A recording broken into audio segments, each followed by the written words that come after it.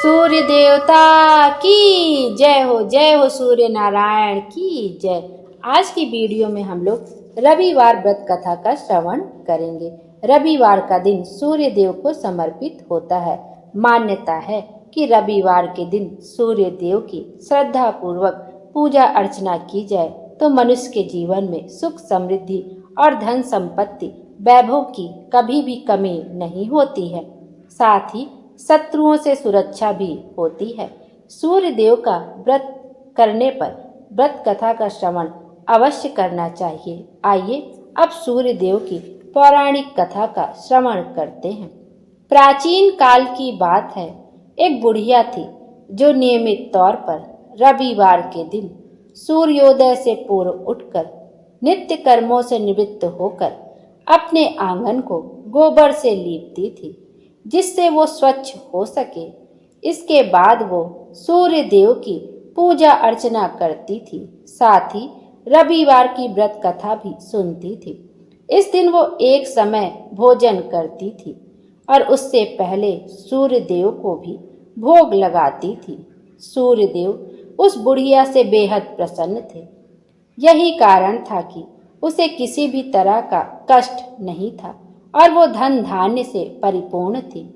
जब उसकी पड़ोसन ने देखा कि वह बहुत सुखी है तो वह उससे जलने लगी। बुढ़िया के घर में गाय नहीं थी, इसलिए वो अपनी पड़ोसन के आंगन से गोबर लाती थी क्योंकि उसके यहाँ गाय बंधी रहती थी।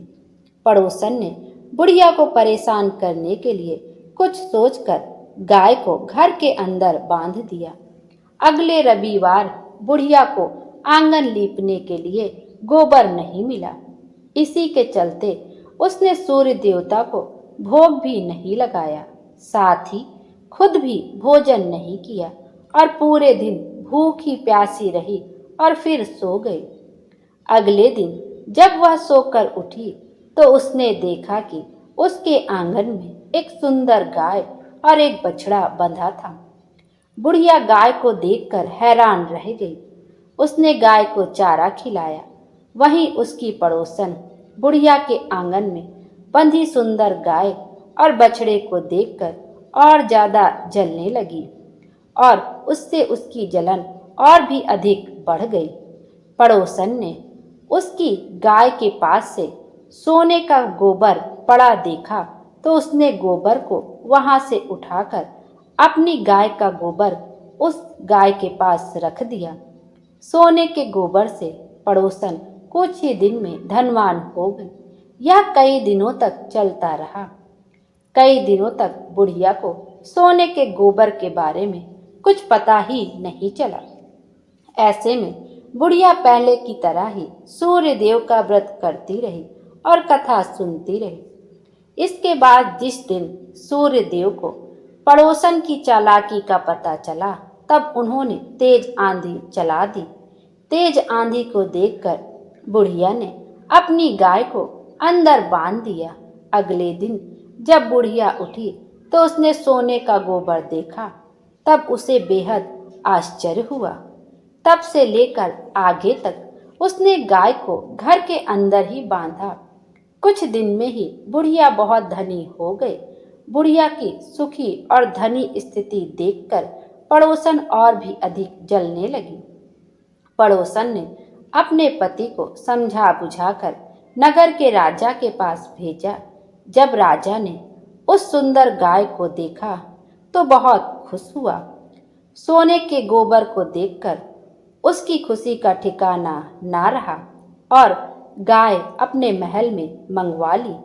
वही बुढ़िया भूखी प्यासी रहकर सूर्य भगवान से प्रार्थना कर रही थी। सूर्य देव को उस पर दया आई।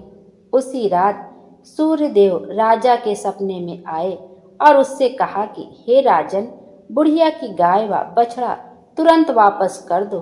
अगर ऐसा नहीं किया तो तुम पर परेशानियों का पहाड़ टूट पड़ेगा। सूर्य देव के सपने ने राजा को बुरी तरह डरा दिया। इसके बाद राजा ने बुढ़िया को गाय और बछड़ा लौटा दिया।